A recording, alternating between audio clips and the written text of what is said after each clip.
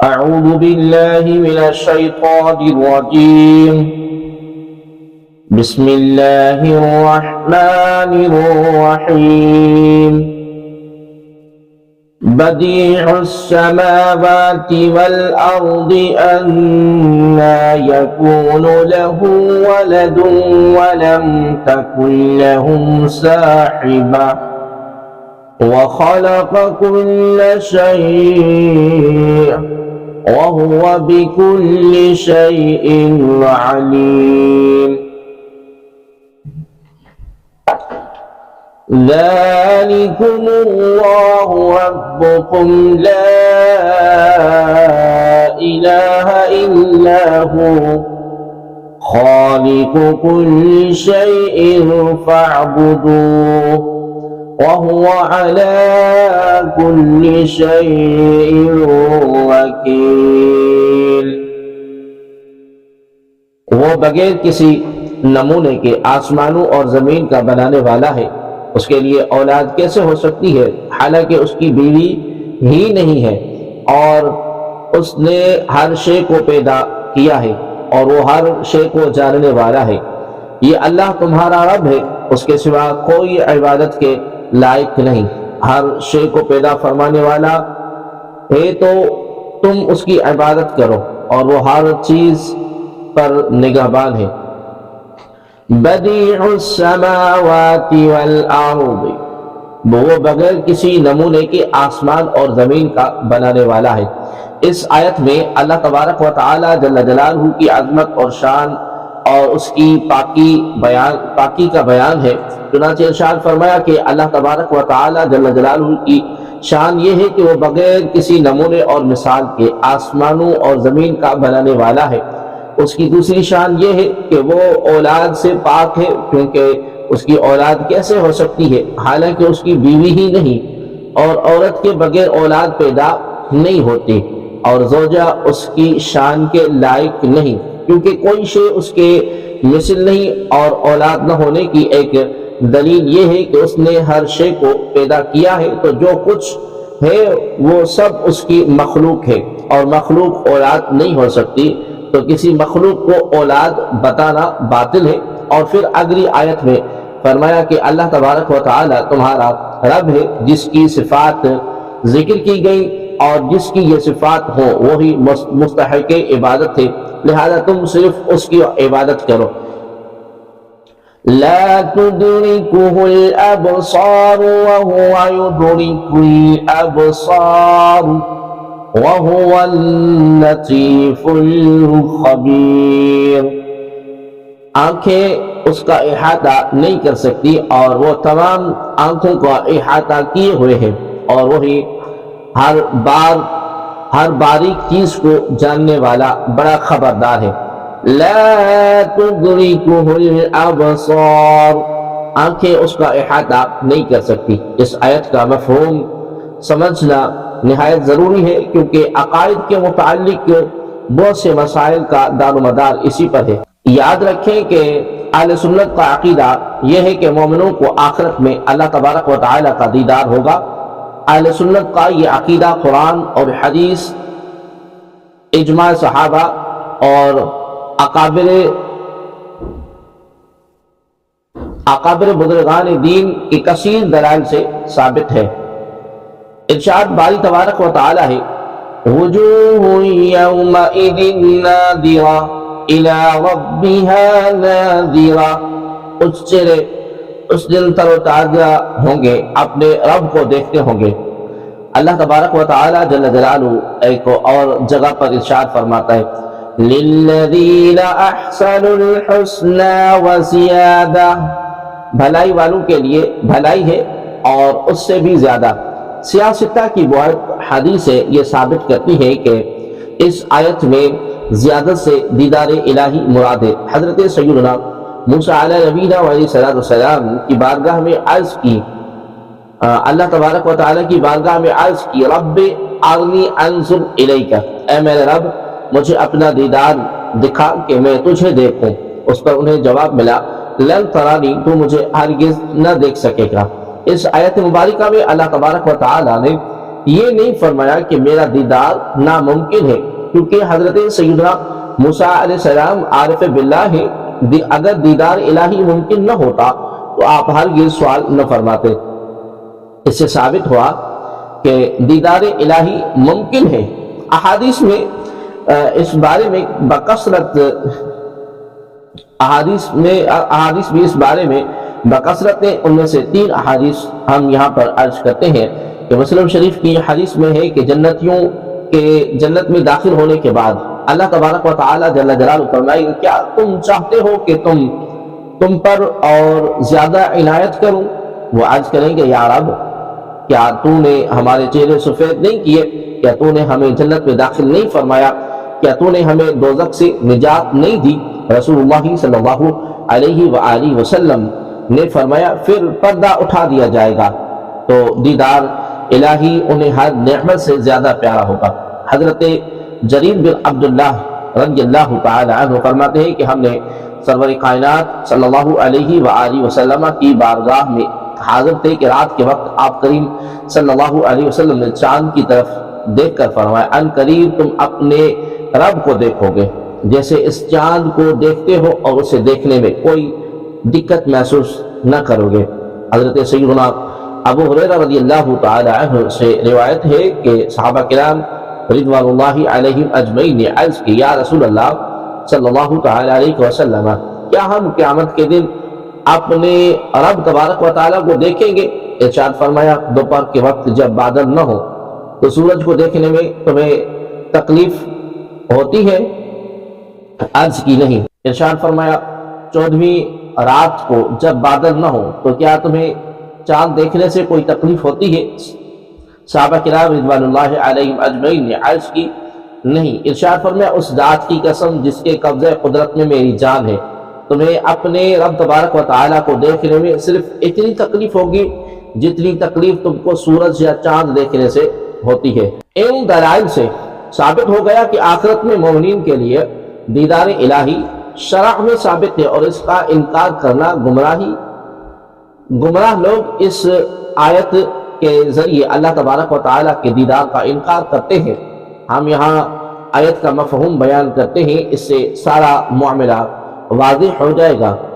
آیت کے مفہوم کو کافی آسان کیا ہے لیکن پھر بھی اسے مکمل پر علماء ہی سمجھ سکتے ہیں، لہذا عوام کی خدمت میں یہی عرض ہے کہ اوپر تک جو بیان ہوا وہی ان کے لیے کافی ہے اور نیچے کی بحث پر زیادہ دماغ نہ لڑائیں، اور اگر ضروری ہی سمجھنا ہے تو کسی صحیح العقیدہ ماہر سنی عالم سے سمجھیں۔ آیت لا تدرکہ الابصار کا مفہوم ادراک کے معنی ہے دیکھی جانے والی چیز کہ تمام طرفوں اور حدوں پر واقف ہونا، کہ چیز فلاں جگہ سے شروع ہو کر فلاں جگہ ختم ہو گئی، جیسے انسان کو ہم کہیں کہ سر سے شروع ہو کر پاؤں پر ختم ہو گیا، اس کو احاطہ یعنی گھیراؤ کہتے ہیں۔ ادراک کی یہی تفسیر حضرت سعید بن مسیب اور حضرت عبداللہ بن عباس رضی اللہ تعالی عنہما سے منقول ہے، اور جمہور مفسرین ادراک کی تفسیر احاطہ سے فرماتے ہیں، اور احاطہ اس چیز کا ہو سکتا ہے جس کی حدیں جہتیں ہوں۔ اللہ تبارک و تعالی کے لیے حد اور جہت محال ہے تو اس کا ادراک اور احاطہ بھی ناممکن۔ یہی اہل سنت کا مذہب، خارجی اور معتزلہ وغیرہ گمراہ فرقہ ادراک اور رؤیت میں فرق نہیں کرتے، اس لیے وہ اس گمراہی میں مبتلا ہو گئے کہ انہوں نے دیدار الہی کو محال عقلی قرار دے دیا، حالانکہ اگر یہ کہا جائے کہ اللہ تبارک و تعالیٰ کو دیکھا نہیں جا سکتا تو اس سے یہ الزام آتا ہے کہ اللہ تبارک و تعالیٰ کو جانا بھی نہیں جا سکتا، اور جیسے کائنات میں موجود تمام چیزوں کے برخلاف کیفیت اور جہت کے بغیر اللہ تبارک و تعالیٰ کو جانا جا سکتا ہے، ایسے ہی دیکھا بھی جا سکتا ہے، کیونکہ اگر دوسری موجودات بغیر کیفیت و جہت کے دیکھی نہیں جا سکتی تو جانی بھی نہیں جا سکتی۔ اس کلام کی بنیاد یہ ہے کہ دیکھنے کے معنی یہ ہے کہ بصر، دیکھنے کی قوت، کسی شے کو جیسی وہ ہو ویسا جانے، تو جو شے جہت والی ہوگی اس کا دیکھا جانا جہت میں ہوگا، اور جس کے لیے جہت نہ ہوگی اس کا دیکھا جانا بغیر جہت کے ہوگا۔ قَدْ جَاءَكُمْ بَصَائِرُ مِن رَّبِّكُمْ فَمَنْ أَبْصَرَ فَلِنَفْسِهِ وَمَنْ عَمِيَ فَعَلَيْهَا وَمَا أَنَا عَلَيْكُمْ بِحَفِيظٍ۔ بے شک تمہارے پاس تمہارے رب کی طرف سے آنکھیں کھولنے والی دلیل آ گئی، تو جس نے انہیں دیکھ لیا تو اپنے فائدے کے لیے ہی کیا، اور جو دیکھنے سے اندھا رہا تو یہ بھی اس پر ہے، اور میں تم پر نگہبان نہیں۔ اور جاءکم، بے شک تمہارے پاس آ گئی، یعنی اے حبیب صلی اللہ علیہ وآلہ وسلم آپ لوگوں سے فرما دے کہ تمہارے پاس تمہارے رب کی طرف سے توحید، نبوت، مرنے کے بعد دوبارہ زندہ کیے جانے اور حساب و جزا سے متعلق دل کی آنکھیں کھول دینے والی دلیلیں آ گئی، تو جس نے دل کی آنکھ سے حق کو دیکھا اور اس پر ایمان لے آیا تو اس میں اس کا اپنا فائدہ ہے، اور جو حق ظاہر ہونے کے باوجود اسے دیکھنے سے اندھا رہا اور اس پر ایمان نہ لایا تو اس میں نقصان بھی اس کا اپنا ہے، اور میں تم پر نگہبان نہیں کہ تمہارے اعمال اور افعال کی نگہبانی کرتا پھروں۔ میں تمہاری طرف تمہارے رب کا رسول ہوں تاکہ اس کا پیغام تم تک پہنچا دو، جبکہ اللہ تبارک و تعالی تم پر نگہبان ہے، اس سے تمہارے اعمال اور احوال میں سے کچھ بھی چھپا ہوا نہیں، اور وہی تمہیں تمہارے اعمال کی جزا دے گا۔ وَكَذَلِكَ نُصَرِّفُ الْآيَاتِ وَلِيَقُولُوا دَرَسْتَ وَلِنُبَيِّنَهُ لِقَوْمٍ يَعْلَمُونَ، اور ہم اسی طرح بار بار آیتیں بیان کرتے ہیں، اور اس لیے تاکہ کافر بول اٹھے کہ تم نے پڑھ لیا ہے، اور اس لیے تاکہ ہم اسے علم والوں کے لیے واضح کر دیں۔ وَكَذَلِكَ نُصَرِّفُ الْآيَاتِ، اور ہم اسی طرح بار بار آیتیں بیان کرتے ہیں۔ آیت کا مفہوم یہ ہے کہ ہم بار بار اپنی آیتیں بیان کرتے ہیں تاکہ لوگ عبرت حاصل کریں، نیز ان پر اللہ تبارک و تعالیٰ کی حجت قائم ہو جائے۔ لیکن کافروں کی حالت یہ ہے کہ وہ اس سے عبرت حاصل نہیں کرتے، بلکہ ان آیات کے نازل ہونے کا نتیجہ کافروں کے حق میں یہ نکلتا ہے کہ وہ بول اٹھتے کہ اے محمد صلی اللہ علیہ وآلہ وسلم، تم نے گزشتہ کتابوں کو پڑھ لیا ہے اور وہی پڑھ کر ہمیں بتا رہے ہو۔ اتبع ما اوحی الیک من ربک لا الہ الا ہو واعرض عن المشرکین وَلَوْ شَاءَ اللَّهُ مَا أَشْرَكُوا وَمَا جَعَلْنَاكَ عَلَيْهِمْ حَفِيظًا وَمَا أَنْتَ عَلَيْهِمْ بِوَكِيلٍ۔ تم اس وحی کی پیروی کرو جو تمہاری طرف تمہارے رب کی طرف سے بھیجی گئی ہے، اس کے سوا کوئی معبود نہیں، اور مشرکوں سے منہ پھیر لو۔ اور اگر اللہ تبارک و تعالی چاہتا تو وہ شرک نہ کرتے، اور ہم نے تمہیں ان پر نگہبان نہیں بنایا اور نہ آپ ان پر نگران ہیں۔ اتبع ما اوحی الیک، تم اس وحی کی پیروی کرے جو تمہاری طرف بھیجی گئی۔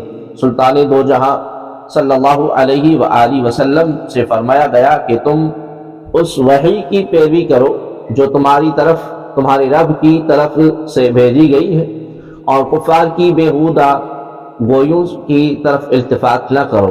اس میں نبی اکرم صلی اللہ علیہ وآلہ وسلم کی تسکین خاطر ہے کہ آپ کریم صلی اللہ علیہ وآلہ وسلم کفار کی یا وہ گویوں سے رنجیدہ نہ ہو، اور ان کی بد نصیبی ہے کہ وہ ایسی واضح دلیلوں سے فائدہ نہ اٹھائیں۔ وَلَا تَسُبُّوا الَّذِينَ يَدْعُونَ مِن دُونِ اللَّهِ فَيَسُبُّوا اللَّهَ عَدُوًّا بِغَيْرِ عِلْمٍ كَذَلِكَ زَيَّنَّا لِكُلِّ أُمَّةٍ عَمَلَهُمْ ثُمَّ إِلَى رَبِّهِمْ ربهم مرجعهم فينبئهم بما كانوا يعملون، اور انہیں برا بھلا نہ کہو جنہیں وہ اللہ کے سوا پوچھتے ہیں کہ وہ زیادتی کرتے ہوئے جہالت کی وجہ سے اللہ تبارک و تعالیٰ کی شان میں بے ادبی کریں گے۔ یوں ہی ہم نے ہر امت کی نگاہ میں اس کے عمل کو آراستہ کر دیا، پھر انہیں اپنے رب کی طرف پھرنا ہے تو وہ انہیں بتا دے گا جو وہ کرتے ہیں۔ وَلَا تَسُبُّوا، اور برا نہ کہو۔ حضرت قتادہ رضی اللہ تعالی عنہ کا قول ہے کہ مسلمان کفار کے بتوں کی برائی کیا کرتے تھے تاکہ کفار کو نصیحت ہو اور وہ بت پرستی کے عیب سے باخبر ہو، مگر ان ناخدا شناس جاہلوں نے بجائے نصیحت حاصل کرنے کے شان الہی میں بے ادبی کے ساتھ زبان کھولنی شروع کی۔ اس پر آیت کریمہ نازل ہوئی کہ اگرچہ بتوں کو برا کہنا اور ان کی حقیقت کا اظہار طاعت ثواب ہے، لیکن اللہ تبارک و تعالیٰ اور اس کے رسول کریم صلی اللہ علیہ وآلہ وسلم کی شان میں کفار کی بدگوئیوں کو روکنے کے لیے اسے منع فرمایا گیا۔ ابن انباری کا قول ہے کہ یہ حکم اول زمانے میں تھا، جب مسلمانوں میں طاقت آ گئی کہ کفار کو رب تبارک و تعالیٰ کی شان میں گستاخی سے روک سکیں تو انہیں اس کی اجازت مل گئی، ورنہ تو خود قرآن کریم میں شیطان اور بتوں اور سرداران قریش کی برائیاں بکثرت بیان کی گئی ہیں۔ مفتی احمد یار خان نعیمی رحمۃ اللہ تعالی فرماتے اس آیت سے چند مسئلے معلوم ہوئے۔ ایک یہ کہ اگر غیر ضروری عبادت ایسے فساد کا ذریعہ بن جائے جو ہم سے مٹ نہ سکے تو اس کو چھوڑ دیا جائے۔ دوسری یہ کہ واعظ اور عالم اس طریقے سے واعظ نہ کرے کہ جس سے لوگوں میں ضد پیدا ہو جائے اور فساد اور مار پیٹ تک نوبت پہنچے۔ تیسرے یہ کہ اگر کسی کے متعلق یہ کبھی اندیشہ ہو کہ اسے نصیحت کرنا اور زیادہ خرابی کا ثواب باعث ہوگا تو نہ کرے۔ چوتھے یہ کہ کبھی ضد سے انسان اپنا دین بھی کھو بیٹھتا ہے، کیونکہ کفار مکہ اللہ تبارک و تعالیٰ کو مانتے تھے، پھر حضور نبی اکرم صلی اللہ علیہ وسلم کی ضد میں اللہ تبارک و تعالیٰ کی شان میں بھی بے ادبی کرتے تھے۔ وَأَقْسَمُوا بِاللَّهِ جَهْدَ أَيْمَانِهِمْ لَئِن جَاءَتْهُمْ آيَةٌ لَيُؤْمِنُنَّ بِهَا قُلْ إِنَّمَا الْآيَاتُ عِندَ اللَّهِ وَمَا يُشْعِرُكُمْ أَنَّهَا إِذَا جَاءَتْ لَا يُؤْمِنُونَ، اور انہوں نے بڑی تاکید سے اللہ تبارک و تعالیٰ کی قسم کھائی کہ اگر ان کے پاس کوئی نشانی آئی تو ضرور اس پر ایمان لائیں گے۔